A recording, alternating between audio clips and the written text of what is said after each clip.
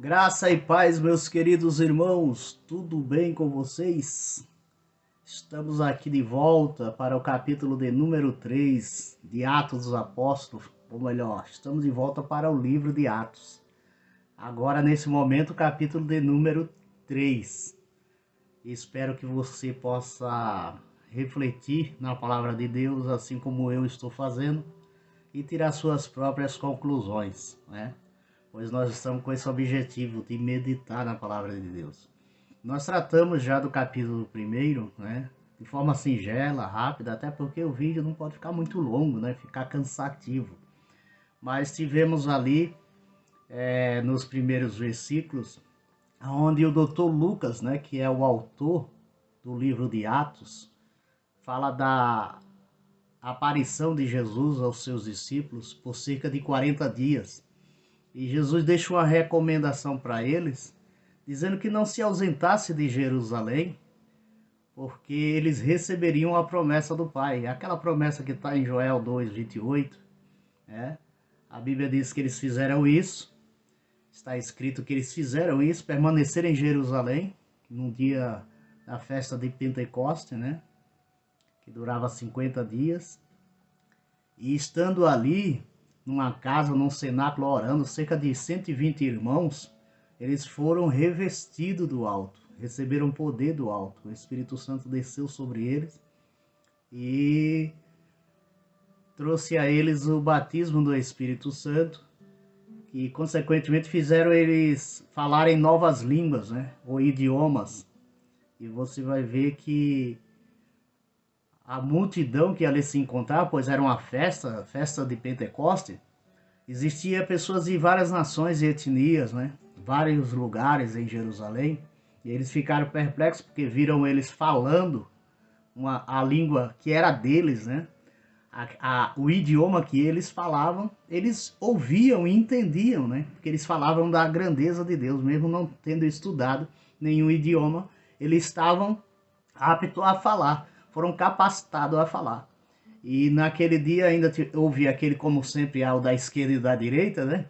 Houve aqueles que zombaram dele, dizendo que eles estavam bêbados. E Pedro tomou a palavra e deu aquele lindo sermão, né? Recorreu do Antigo Testamento para explicar a eles o que estava acontecendo. Ele ali explicou, né? Fez-los entender que aquilo que estava acontecendo era a promessa que estava em Joel, capítulo 2, versículo 28. E ele, depois do seu sermão, vai dizer ali no capítulo 2 que Jesus Cristo salvou mais de 3.000 almas, né? E ali foi um avivamento tremendo. Mas o que me chama a atenção é que o personagem Pedro sempre está ali, né? No capítulo 1, no capítulo 2 aparecendo, e vai aparecer também no capítulo 3 de Atos dos Apóstolos, a qual nós vamos refletir, fazer uma reflexão. Não é de se admirar, né? Não é de estranhar também que Pedro seria aquele que estivesse à frente. Vocês lembram quando Jesus ressuscitou e apareceu a Pedro, né? Ele faz uma pergunta a Pedro por 3 vezes: Pedro, tu me amas? Ele pergunta: Pedro, tu me amas? 3 vezes. E Pedro sempre dizendo: Senhor, tu sabes. E Jesus diz a ele, né? Dá uma ordem a ele, ou melhor, reveste ele de uma autoridade e diz a ele: apacenta os meus cordeirinhos, ou apacenta minhas ovelhas, né? E a partir dali, Pedro, com certeza, não foi o mesmo, porque ele estava sempre à frente de tudo que se faz no início ali da igreja primitiva, né? Até que depois aparece os apóstolos e discípulos, né? Evangelista, né? E Paulo, que é um personagem principal do Novo Testamento. Nós vamos ver isso ao decorrer dessas reflexões, que Paulo é aquele que se destaca, né? Pois ele traz o evangelho que é aos gentios, né? A igreja, né? E não aos judeus convertidos, pois Pedro ficava com o evangelho da circuncisão e Paulo se tornou o pregador do evangelho da incircuncisão, ou seja, aqueles que não faziam parte do contexto judaico. Isso é uma história que nós vamos ver lá na frente. Mas vamos ao texto sagrado, capítulo 3, como você vê aí na tela. capítulo 3, o versículo de número 1, vamos ler? O versículo de número 1 e o 2, que diz assim a palavra do Senhor. E Pedro e João subiam juntos ao templo, à hora da oração, a nona. Por que a hora da oração, a nona? Para você que não sabe, os judeus eles separavam o dia em 3 horas. Então, para eles, o dia nascia às 6 da manhã, né? Até às 9 seriam 3 horas, normal, né? De 9 às 12, mais 3 horas, aí seria 6 horas, né? De 6 às 12, 6. E de meio-dia às 3, seria 9 horas, né? Ao nascer do sol até as 3 da tarde, são 9 horas. Por isso aqui eles escreveram a oração nona. Doutor Lucas escreveu a oração nona porque era os judeus entendiam, né? Que era às 3 horas da tarde que Pedro e João subiu ao templo, a hora nona. Aí o versículo 2 vai dizer que era trazido um homem que desde o ventre da sua mãe era coxo, era aleijado. Desde o ventre da mãe, quer dizer, nasceu com a deficiência física. O qual todos os dias punham à porta do templo, deixavam ele à porta do templo, chamada Formosa, para pedir esmola aos que entravam. Hoje ainda, essa tradição ainda segue, né? E, inclusive na igreja católica, você sempre vê, né? Na igreja católica, algum mendigo ali na porta pedindo esmola. Isso é tradição. Você já percebe isso até aqui no Brasil, né? Parece que seguiu essa tradição, né?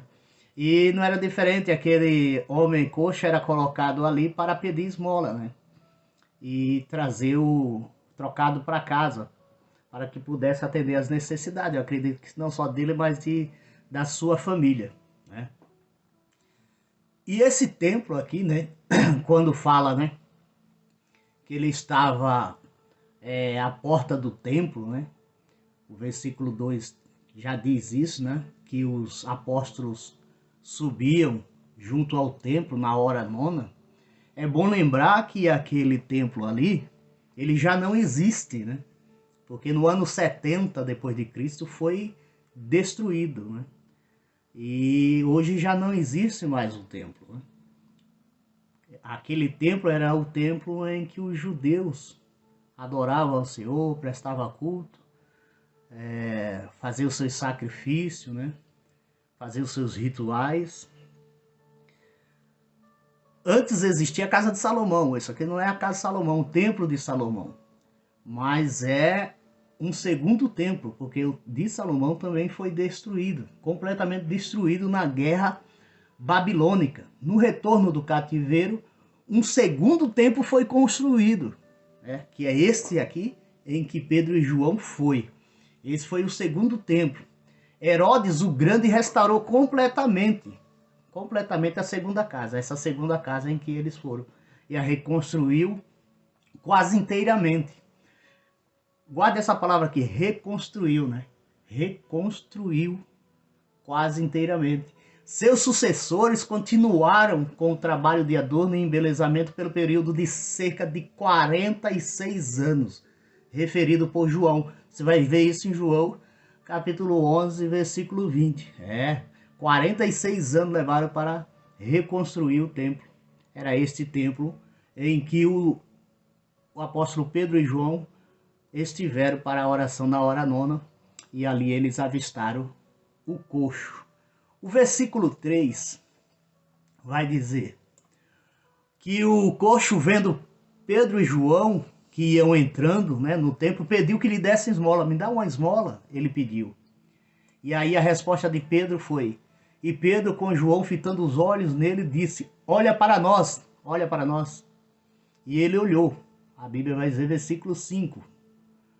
Me acompanha aí na leitura, versículo 5. E olhou para eles, esperando receber deles alguma coisa. Quer dizer, era natural que ele esperasse receber uma moeda, né? Um dinheiro, para que atender sua necessidade. Esse era o dia a dia do coxo, né? Pedia esmolas. Então, ele sempre recebia dinheiro e esperava que recebesse uma moedinha ali, né? Só que Pedro e João tinham para oferecer a ele muito mais do que dinheiro, muito mais do que aquilo que ele esperava. Eu acredito assim, quando Deus tem um propósito, ele sempre tem a nos dar muito além daquilo que pedimos e pensamos, diz a Bíblia, né? Está na palavra de Deus que o Senhor ele nos dá muito além daquilo do que pedimos ou pensamos. E o coxo aqui esperava com certeza uma moeda, mas Pedro e João tinham algo a dar que iria mudar completamente a sua vida, né? E seria algo bem mais precioso do que todo o ouro no mundo. Era apresentar a pessoa de Jesus Cristo e a cura, porque o objetivo dos apóstolos, você pode imaginar que a cura aqui, ela é o assunto central, não é? Nesses versículos aqui, é apresentar Jesus como Senhor e Salvador. A cura, ela via só como um pretexto, né? Para abrir aquele coração, né? Para abrir aquele coração duro, que não entendeu ainda a missão, né? O sacrifício de Cristo, o seu sacrifício redentor, que é salvar a vida do homem, né? A Bíblia diz que o mendigo ali, o coxo, ele olhou para eles, esperando receber dele alguma coisa. Agora me acompanhe versículo 6. Aí Pedro, como eu disse anteriormente, né, Pedro, o pessoal vinha sempre aparecendo, pois estava à frente da igreja de Jerusalém, a igreja primitiva, né? O início da igreja era Pedro que estava à frente. Pedro disse, não tenho prata nem ouro, mas o que tenho, isto te dou, em nome de Jesus Cristo. Veja que Jesus Cristo vem em primeiro lugar. O Nazareno, porque existia muito Jesus, né? Mas o de Nazaré era só um, Jesus Cristo, o Nazareno. Ele disse, levanta-te e anda. E o versículo 7 vai dizer, e tomando-o pela mão direita, o levantou, e logo os seus pés e artelhos se firmaram. Quando eles falam levanta e anda, toma ele pela mão e ajuda-o a levantar. E esse homem firma os seus pés e sente o milagre de Deus, percebe que recebeu o milagre de Deus e se põe em pé. E o versículo 8 vai dizer, versículo 8 ao versículo 10. E saltando ele, pôs-se em pé e andou. E entrou com eles no templo, andando e saltando e louvando. Ele entrou, né? Imagine, desde nascença, sem poder andar, né? Sem poder dar um passo sequer. Dependente totalmente toda a sua vida de alguém para o levar de um lado para o outro. É relevante pensar que naquela época não tinha cadeira de roda, né? Não tinha toda a tecnologia, principalmente naquele lugar, né? Em Jerusalém. Naquela época não tinha os recursos que hoje temos para um deficiente físico, né? Ele nunca tinha firmado seus pés. E quando os apóstolos diz a ele, levanta-te e anda, ele fica em pé, aí ele, com certeza, imagina o impacto que não foi. Ele saltou de alegria, pôs-se em pé e andou, né? Começou a andar, coisa que para ele era algo estranho, era novidade.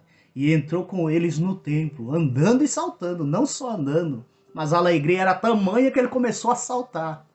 Você que está ouvindo essa palavra, eu não sei qual é a sua deficiência, qual é o seu problema, qual é a sua enfermidade, mas eu te digo, em nome de Jesus Cristo, levanta daí.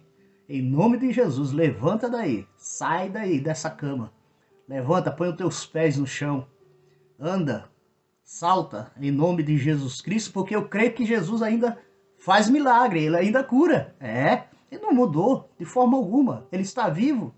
Então eu creio que você que está ouvindo essa mensagem pode levantar daí da onde você está e ter uma nova vida em Cristo Jesus. A Bíblia diz que depois ele saiu louvando a Deus, versículo 8 ainda, falando, ele diz que ele saiu louvando a Deus dentro do templo. E todo o povo viu andar e louvar, versículo 9. todo o povo, porque o templo ele vivia cheio, ele estava sempre em movimento. Muitos judeus ali se encontravam, né, no momento da oração. E o povo viu andar e louvar a Deus, né? Mais um milagre para deixar claro, né, que o nome de Jesus continuava vivo, operante, mesmo sabendo para os judeus que não criam em Jesus que ele morreu, né? E não acreditavam na sua ressurreição. Mas Jesus continuava operando por meio dos apóstolos, dos seus discípulos. O versículo 10, ele vai dizer que o povo que o viu conheciam e conheciam-no, pois era ele o que assentava a pedir esmola à porta formosa do templo. E ficaram cheios de esparmos. Ficaram admirados, né? Espantados pelo que acontecera àqueles que ali estavam. Aí no versículo 11, lá vem Pedro e João de novo. E apegando-se o coxo que fora curado a Pedro e João, todo o povo correu atônito para junto deles ao alpendre chamado de Salomão. Eles pegaram ele, né? Seguiram ele ali. No versículo 11, no alpendre de Salomão. E arrodearam, se juntou com eles, apavorados, querendo saber o que aconteceu. Aí no versículo 12, quando Pedro viu isso, disse ao povo: homens israelitas, por que vos maravilhais disto? Ou por que olhais tanto para nós, como se por nossa própria virtude ou santidade fizéssemos andar este homem? Perceba que Pedro não quer nenhum mérito acerca do que aconteceu. Ele vai explicar por que razão. Não foi da sua própria virtude e nem da sua santidade. É estranho, não é, o que vemos hoje nas denominações, nas instituições religiosas, onde as pessoas querem tirar o mérito, né? Eu passei um tempo e ouvi tantas vezes alguém dizer: olha, tá vindo aí o pregador tal, ele revela até o seu RG, revela até o seu CPF, ele já fez um monte de coxo andar, balela, blá blá blá, né? Na minha ignorância eu estava lá, mas já com os olhos abertos, com o entendimento já aguçado, eu dizia: isso aí é conversa, porque quem faz é Jesus Cristo, não é o homem. Pedro deixa bem claro aqui: não foi a nossa própria virtude, não é por nossa virtude ou santidade. Por mais que você seja santo, meu querido, você nada pode fazer. Jesus disse: sem mim nada podeis fazer. Você pode orar muito, 5 horas por dia, você pode jejuar todos os dias, você pode subir ao monte 3 vezes por semana, você pode passar em vigília toda semana, você pode mudar a sua forma de vestir, a sua forma de falar. Isso não lhe torna santo a ponto de você fazer milagres, porque quem faz milagre é só Jesus Cristo, mas ninguém. Nós somos somente a ferramenta, né? Nós somos um instrumento chamado por Deus para isso, para evangelizar, para pregar, não para realizar as obras dele, mas quem faz é ele. Nós não temos poder nenhum para realizar qualquer que seja um milagre, né? Nós oramos, mas quem ouve a nossa oração e atende e executa o milagre é Deus, é Jesus Cristo. Você que se acha o tal, né? Que acha que você pela sua virtude, pelo seu poder, pelo seu conhecimento, pela sua santidade, né? A sua santidade, se acha mais santo do que os outros e acredita que alguma vez em que você orou alguém foi curado, alguma vez que você falou alguém se converteu, você acha que é virtude sua? Você acha que é mérito seu? Que o poder está em você? Está enganado, irmão. Abre os olhos. Você não tem poder nenhum. Você é só instrumento, é um vaso na mão de Deus para levar a pessoa de Jesus Cristo àqueles que não conhecem, tá bom? O que nós temos que fazer é falar, né? Falar, explicar, ensinar às pessoas quem é Jesus Cristo. Os milagres que vão acontecendo é por meio dele. É ele que faz. É Cristo que faz. Veja que Pedro aqui e João não quis nenhum mérito, ele não queria glória para si.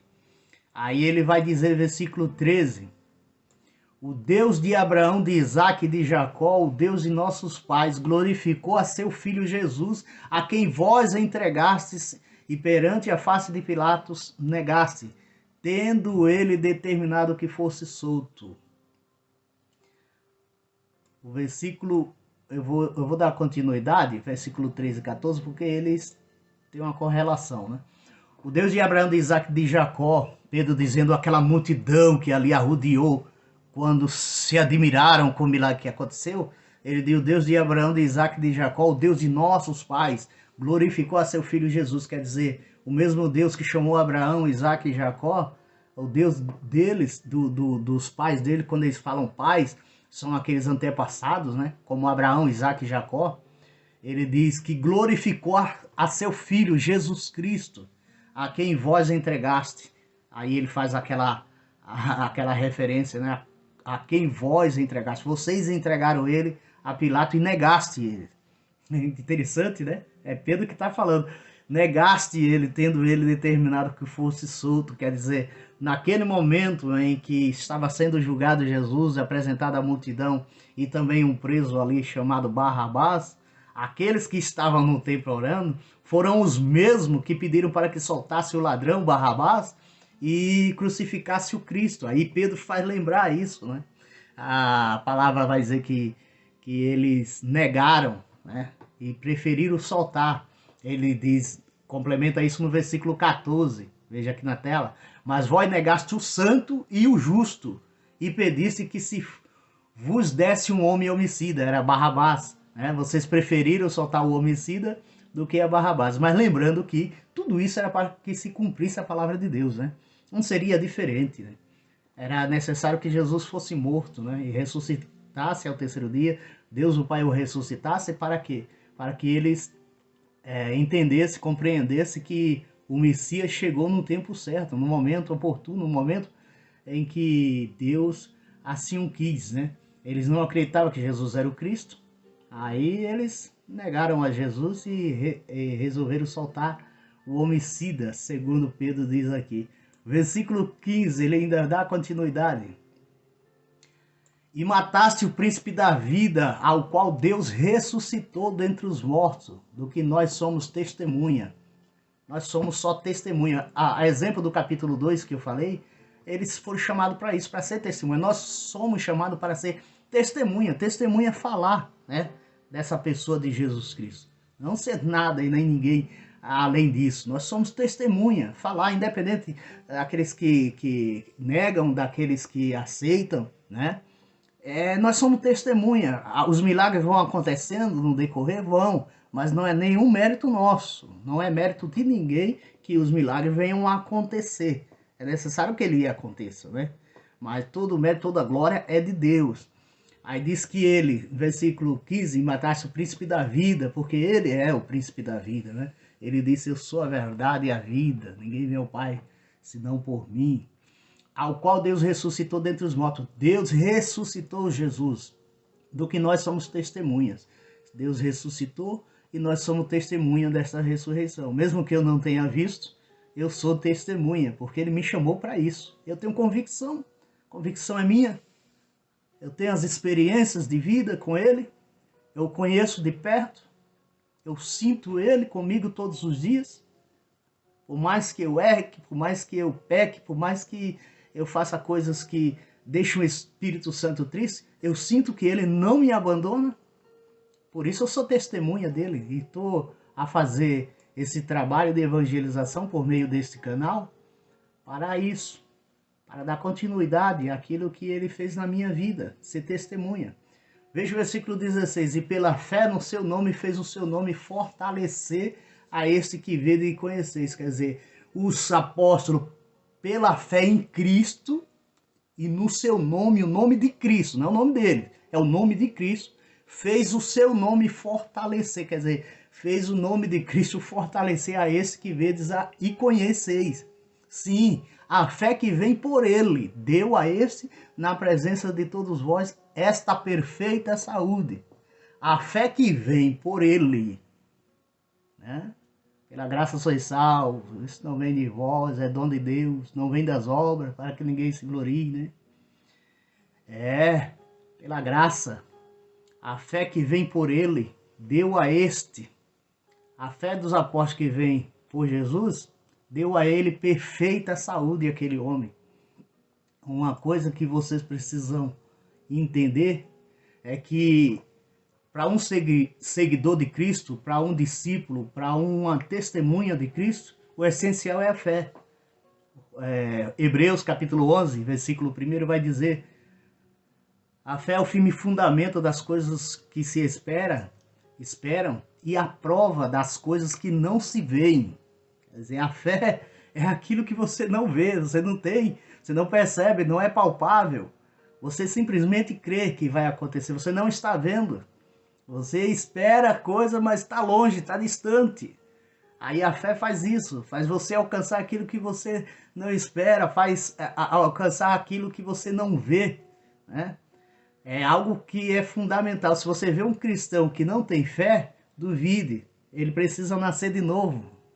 Ele precisa entender o que é fé. Entender quem é a pessoa de Jesus Cristo para realmente exercitar a sua fé. De ser testemunha de Cristo. Veja que a partir daí, Pedro ele discursa a respeito disso, que a fé por meio de Jesus Cristo foi que deu saúde perfeita a esse homem. Se quer ter uma saúde perfeita, seja ela espiritual, seja ela física ou intelectual, mental, saúde mental, principalmente, que hoje é um problema que atinge milhares e milhares de pessoas no mundo, ansiedade, depressão, né? Síndrome, são tantas síndromes, né? Que atinge o intelecto do ser humano e você vê tantas pessoas doentes e muitas tirando a sua própria vida. Você quer ter saúde perfeita? Tá aqui uma receita para ter saúde perfeita, tanto física, espiritual, psicológica. Física, espiritual, psicológica.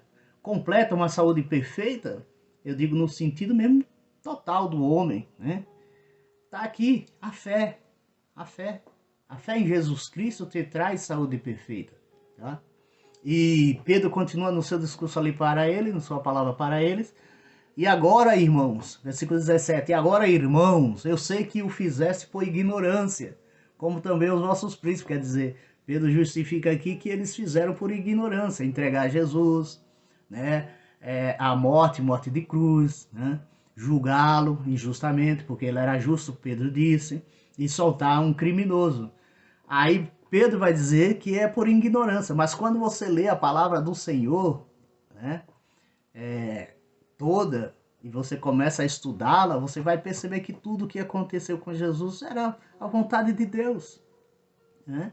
Foi o que Jesus disse na oração, quando ele agonizava e saía do seu corpo, dos seus poros, água misturada com sangue, né? Ele suou sangue, de tão angustiado que estava, porque ele sabia que se aproximava o momento em que ele ia ser entregue aos romanos, ia ser maltratado, ia ser julgado, uma coroa de espinhos em sua cabeça, chicoteado, dilacerada a sua carne, e depois apregado numa cruz. Ele sabia que tudo isso ele teria que passar. O que foi que ele disse na oração ao seu pai? Se possível for, passa de mim este cálice. Se possível for. Mas ele completa dizendo, seja feita a tua vontade, ó Pai. Nós sabemos que tudo aquilo que aconteceu, mesmo eles fazendo por ignorância, era a vontade do Pai. Jesus passar por aquilo, né? Tanto aqueles irmãos, aqueles judeus que ali estavam no templo, como os príncipes, né? Que existia na época, os líderes, a elite, né? Que condenou Cristo à morte de cruz. Aí ele vai complementar no 18. Mas Deus assim cumpriu o que já dantes pela boca de todos os seus profetas havia anunciado, que o Cristo havia de padecer. Aqui, a confirmação, né? Que assim cumpriu o que já dantes pela boca de profetas, de todos os profetas. Isso aí ele está falando do Antigo Testamento. Lembre-se que aqui ele não tinha em mãos o Novo Testamento, os Evangelhos, livro de Atos, estava tudo sendo escrito, né? Livro de Atos, as cartas de Paulo, o Apocalipse, a carta de Judas, de Pedro, de Tiago, não existia. O que eles tinham como referência para a história eram os livros do Antigo Testamento, os profetas, as leis e os profetas. E aqui ele menciona, mas Deus assim cumpriu o que já dantes pela boca de todos os seus profetas haviam anunciado que o Cristo havia de padecer. Isaías relata muito bem isso. Se você for ler Isaías, leia o profeta Isaías, principalmente o capítulo 53, você vai ver o quanto ele fala desses acontecimentos, de tudo aquilo que aconteceu com Jesus, né? Agora, depois de Pedro explicar a ele o que estava acontecendo e o que aconteceu, né? Qual a razão do milagre daquele coxo estar andando e ter agora uma saúde perfeita, aí Pedro vai agora puxar o anzol, né? Ele lançou, o anzol fisgou o peixe, agora ele vai puxar. Aí ele diz, arrependei-vos, pois, e convertei-vos, para que sejam apagados os vossos pecados, e venham assim os tempos do refrigério pela presença do Senhor. E envie ele a Jesus Cristo, que já dantes vos foi pregado. Quer dizer, arrependei-vos, se arrependa do caminho que você está seguindo. Se arrependa, converta-se. Você sabe que uma conversão, você vai na estrada, eu já viajei muito, dirigindo, conduzindo o carro, e você vai numa direção, aí percebe, hoje tem o Waze, né, para avisar que você está indo na direção errada, aí de repente você tem que fazer uma conversão para voltar à via correta, né, à estrada correta. Se converter é isso, mudar de direção, mude. Você quer Cristo como Salvador? Você quer a salvação em Cristo? Arrependa dos seus pecados. Se arrependa de todo o mal que você fez ao seu próximo, a alguém. Se arrependa, só isso. Se arrependa e se converta a Jesus. Lembrando que quando Pedro diz isso aqui, ele está dizendo aos judeus. Lá na frente você vai ver uma forma diferente de ver a questão da salvação por meio do arrependimento e conversão. Mas ele aqui diz aos judeus, por quê? Eles eram religiosos. Eles tinham a lei e os profetas em suas mãos. Então eles compreendiam que precisavam se arrepender do caminho que estava debaixo da lei e se converter para Jesus Cristo. Para ser discípulo de Cristo, mas não como eles diziam, temos por pai Abraão, né? Jacó nos deu esse poço e disse que aqui é o lugar de adoração, a mulher samaritana, né, em João capítulo 4. Eles tinham isso. Os judeus tinham por pai Abraão, Moisés, né? Eles diziam que o pai deles era Moisés, o seu guia, né? Aí o que Pedro está dizendo é, saiam da lei, olhem para Cristo, ou se permanecem na lei, entendam que a lei e os profetas falam dele, de Jesus Cristo. Então se convertam, olhem para Cristo agora, mude de direção e venham assim os tempos do refrigério pela presença de Deus. Eu creio, acredito, porque eu vejo e sinto isso em mim, irmão. É um refrigério tão grande em sua alma, em sua vida, quando você compreende isso, que Jesus Cristo está em você, que você está nele, que o Espírito Santo habita você, que é templo do Espírito. Quando você se converte, quando você se arrepende e recebe Cristo como Senhor, quando Jesus te chama e você atende o chamado, você sente que a sua vida ela está mais leve, ela está suave, né? Você pode passar pelas dificuldades, pelas tribulações da vida, as ansiedades, as aflições, com mais tranquilidade, porque você sabe que o Criador está com você, o Senhor da vida está com você. E aí você sente aquele refrigério, a vida se torna mais leve. Não que você fique isento de problemas, não. Problemas você sempre vai ter, porque enquanto tiver vida, eu tenho uma pregação falando sobre isso aqui, uma interpretação do dilúvio, né? Que enquanto houver vida, há tribulações, há aflições, mas você passa de forma mais suave, mais tranquila, por todos os problemas que vêm assolar a sua vida.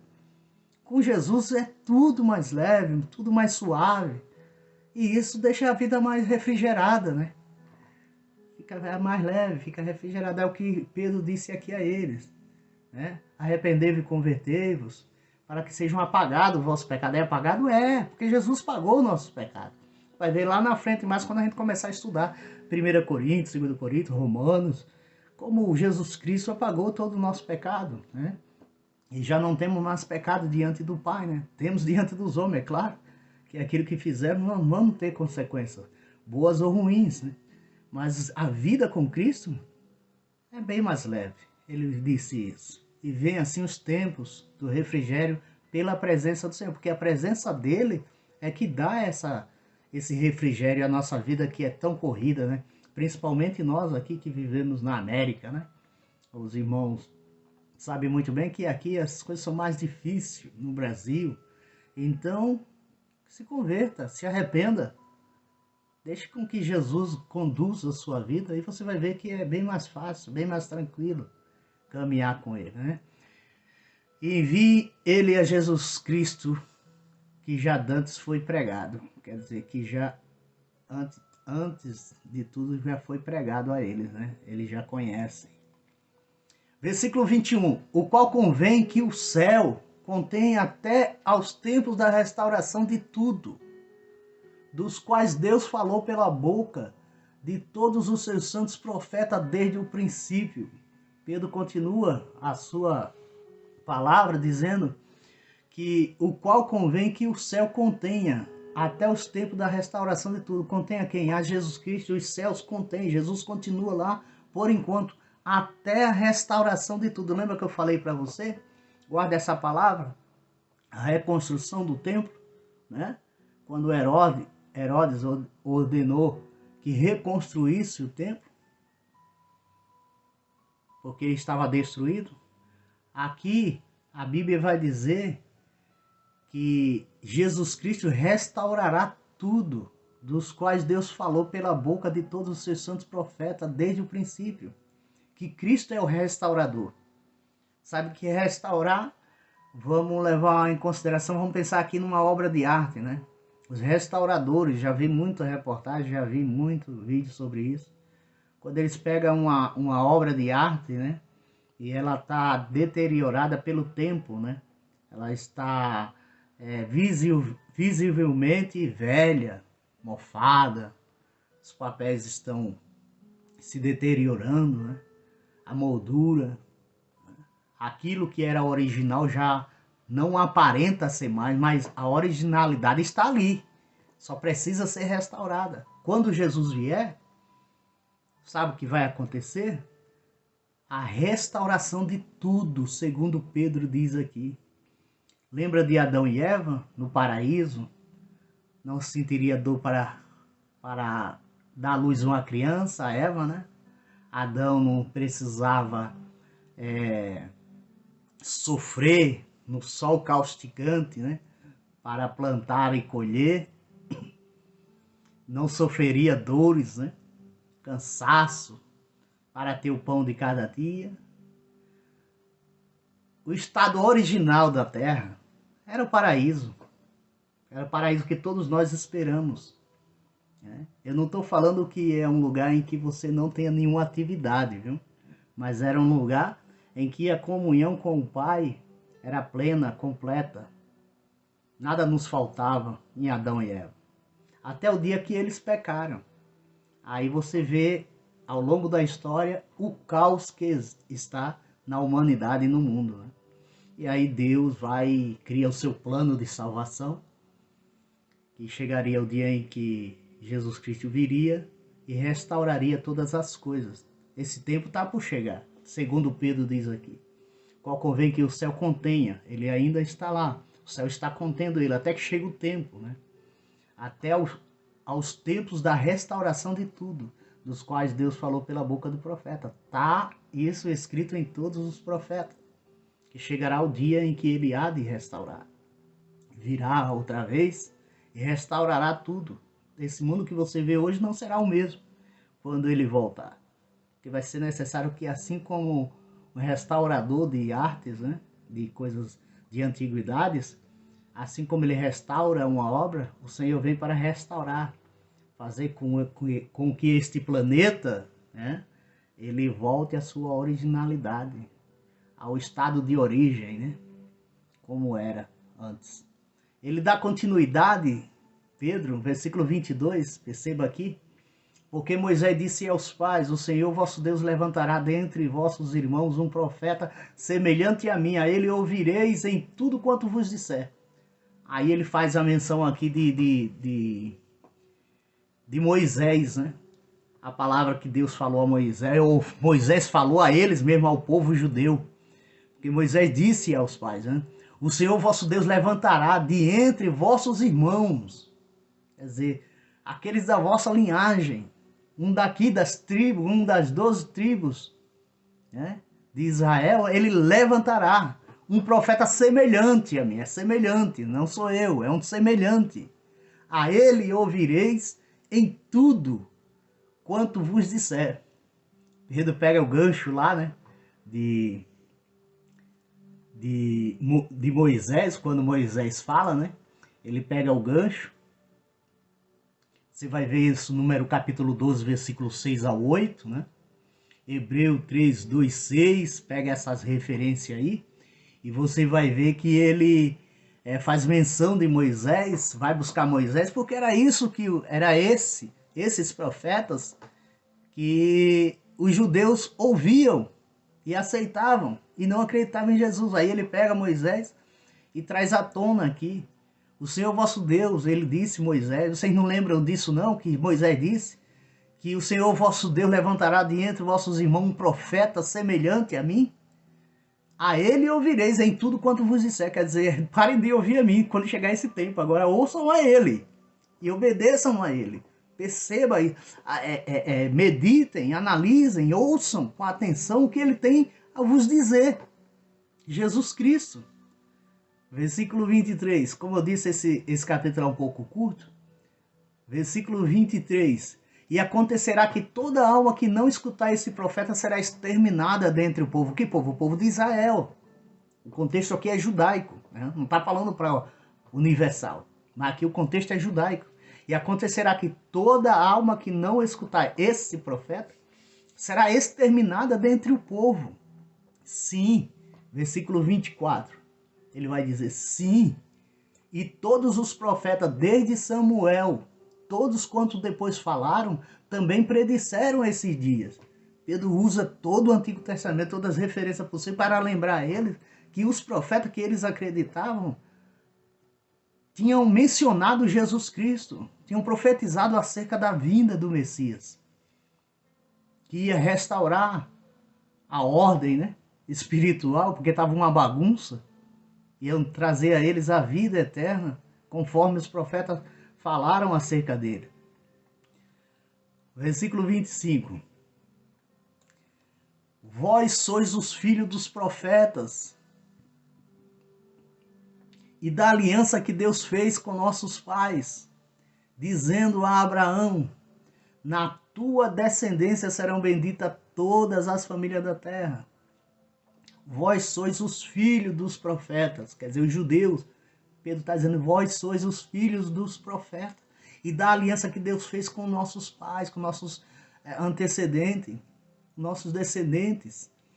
Dizendo a Abraão, na tua descendência serão benditas todas as famílias da terra, quer dizer, todas as famílias da terra, todos os descendentes de Abraão, todas as famílias, não só as tribos seriam abençoadas, seriam benditas, não só as tribos, as 12 tribos de Israel, mas toda a família debaixo da terra, todos seriam abençoados por causa que Jesus Cristo veio ao mundo. Por esta razão, pela sua morte, pela sua crucificação, pela sua ressurreição, ele traria bênçãos a todas as famílias da terra, independente se você é judeu ou não, se você tem uma linhagem judaica ou não, se você parte de outra religião ou não, todas as famílias da terra seriam abençoadas. Por quê? Porque Jesus Cristo chamaria de cada nação, de cada povo, de cada lugar, de cada tempo, de cada era. Ele chamaria aqueles que haviam de se salvar. Versículo 26. Ressuscitando Deus a seu Filho Jesus, primeiro o enviou a vós, para que nisso vos abençoasse, no apartar a cada um de vós das vossas maldades. Deus, o Pai, ressuscitou seu Filho primeiro o enviou, depois ressuscitou, para que nisso vos abençoasse. A ressurreição de Cristo, a chegada de Cristo à terra é para abençoar, não é para amaldiçoar como muitos dizem, né? Não, é para abençoar. Não apartar cada um de vós das vossas maldades. Pedro deixou bem claro que a maldade que imperava os corações dos judeus, fariseus, saduceus, os hipócritas, ele veio apartar isso, ele veio tirar isso deles, tirar essa maldade. Ele veio separar também os maus dos bons, né? O bom dos maus. Ele veio trazer essa divisão, né? Aqueles que criam em Jesus, com certeza não iam participar mais, não iam conviver mais com aquele judaísmo deturpado, né? Com tantos preceitos que não mudava o ser humano, simplesmente sobrecarregavam eles de fardos, né? De jugo, para que eles não pudessem ver as verdades de Deus. Jesus Cristo veio para isso, para abençoá-los, abrir os olhos, separar os bons dos maus e dar vida a eles e vida em abundância. Meus queridos, eu vou ficar por aqui. No próximo vídeo nós vamos tratar do capítulo 4, né? Se assim Deus quiser. E eu agradeço a você por ter estado até aqui. Compartilhe, curta, se inscreva no canal, divulgue para nos ajudar a dar continuidade a esse trabalho de evangelização e edificação para os irmãos, ok? Que Deus vos abençoe em nome de Jesus Cristo.